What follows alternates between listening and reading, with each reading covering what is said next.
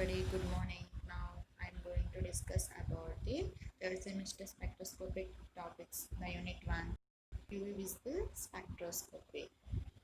We all know that the UV visible spectroscopy is nothing but the electromagnetic spectrum. The definition of UV visible spectroscopy is ultraviolet and visible spectroscopy deals with the recording of the absorption of radiations in the ultraviolet and visible regions of the electromagnetic spectrum. This is measured in the wavelengths of nanometers. That is, the ultraviolet region extends from 10 to 400 nanometers.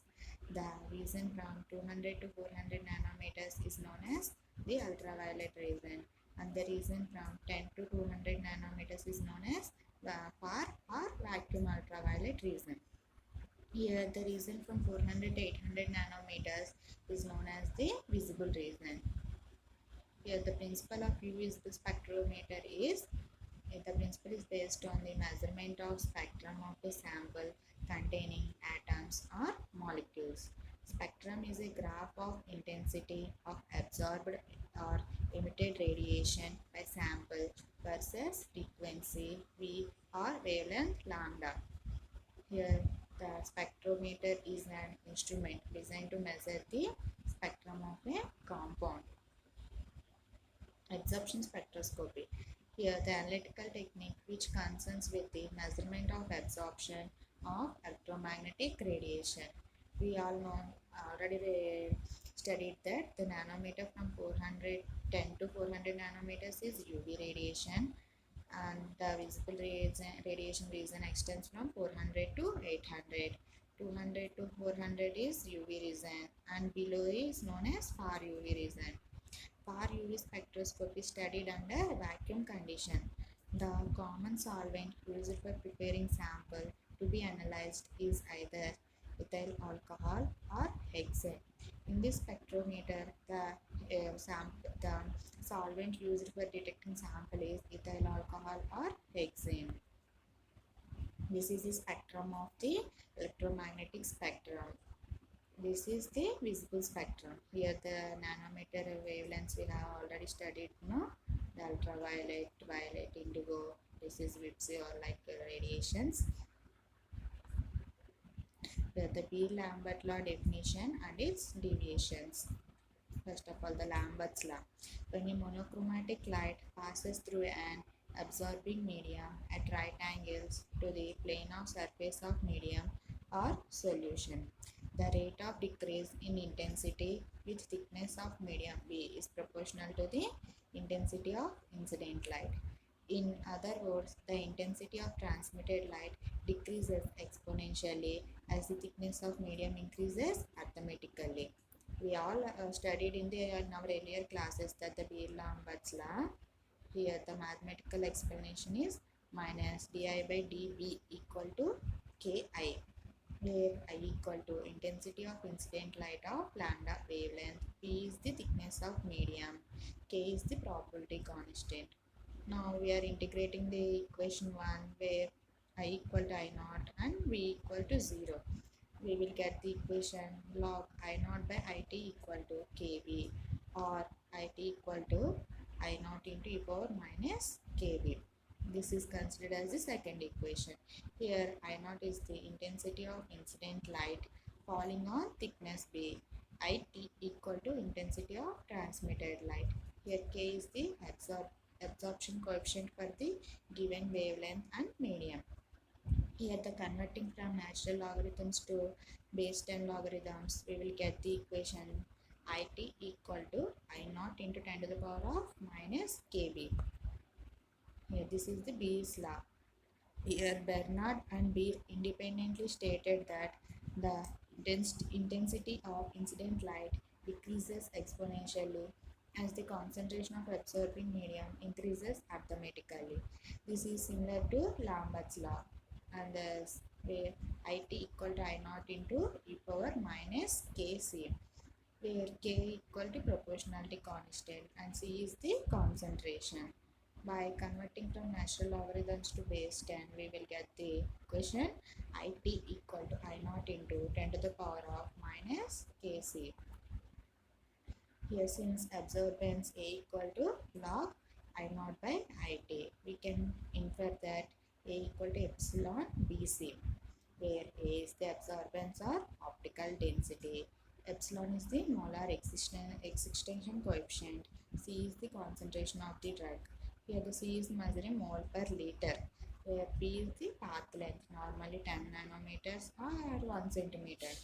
Here A equal to ABC.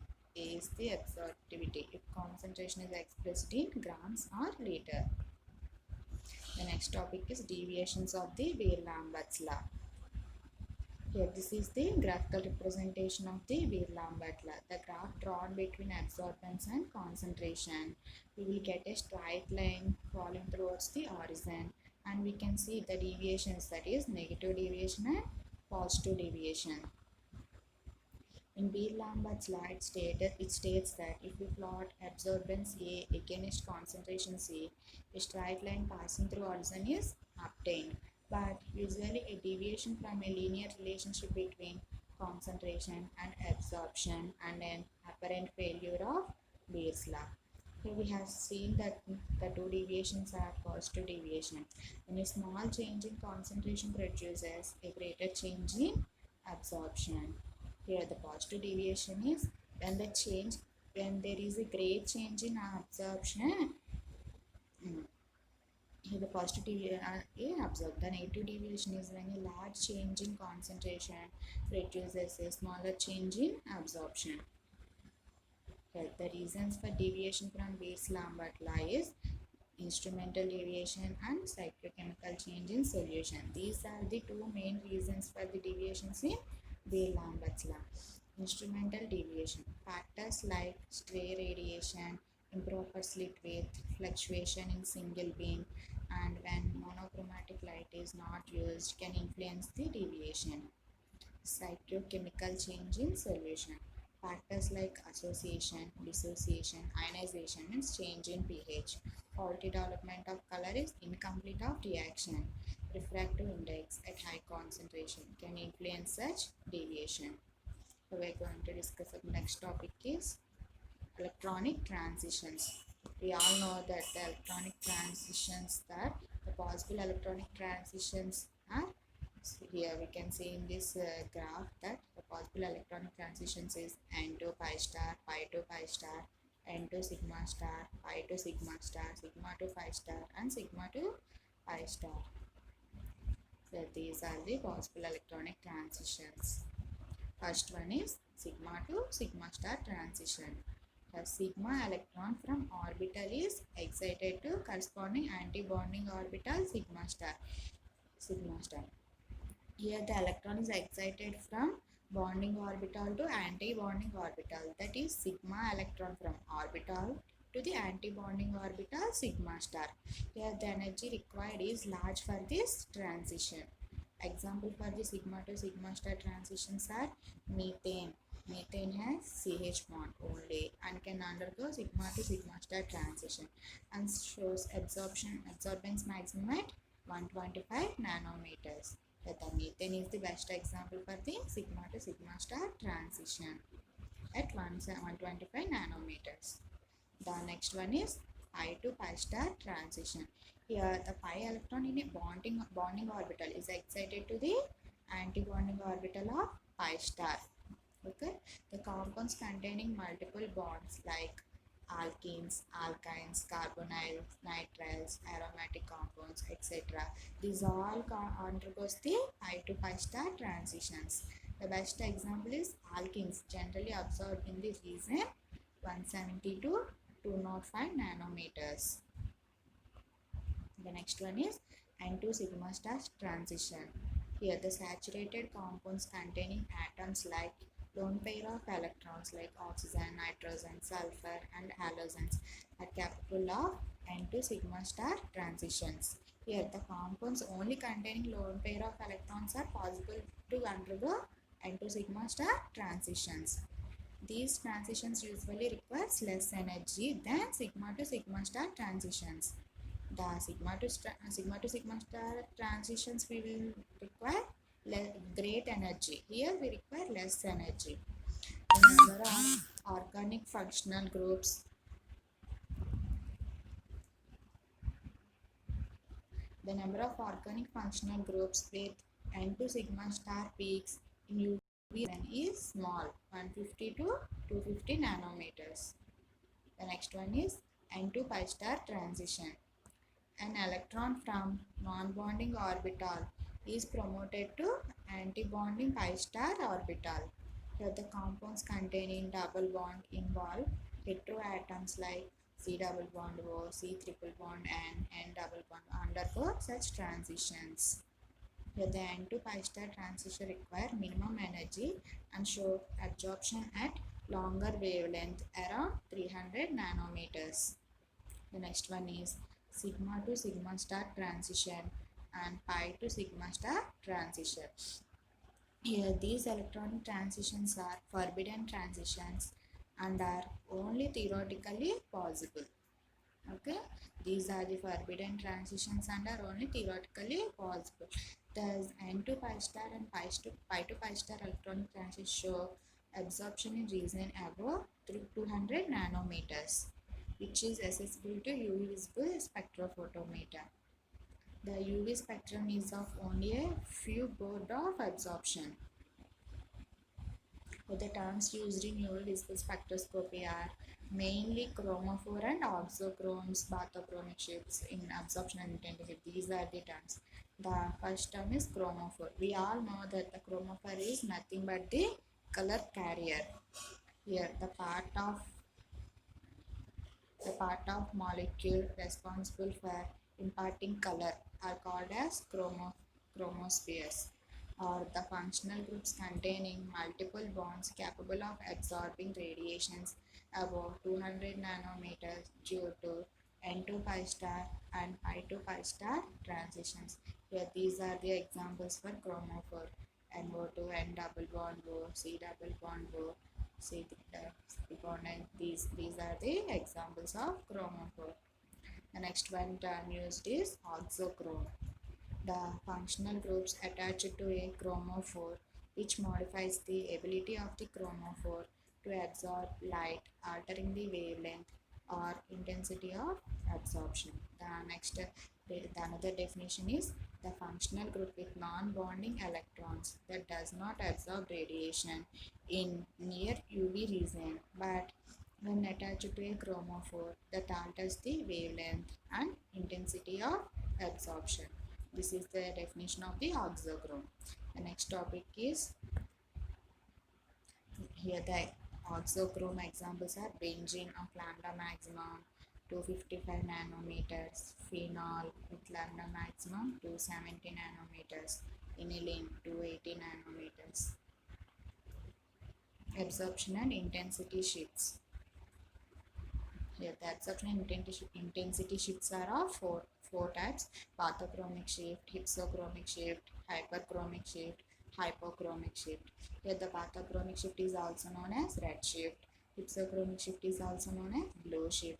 We all know these are the absorption and intensity of shifts which have studied in our earlier classes.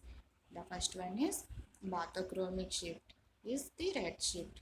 The definition of the bathochromic shift is when absorption maximum, that is lambda maximum, of a compound shifts to longer wavelength. It is known as bathochromic shift or red shift. Here the definition is the lambda maximum which shifts to a longer wavelength is known as the nothing but a bathochromic shift or red shift. The effect is due to presence of an oxochrome or by the change of solvent. The example for the bathochromic shift is an oxochrome group like OH, OCH3 causes adsorption of compound at longer wavelength. The next one is hypsochromic shift, which is blue shift.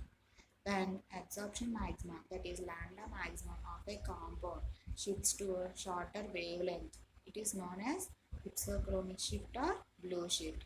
Here we can observe that the lambda maximum shifts to the longer wavelength is red shift, that is bathochromic shift.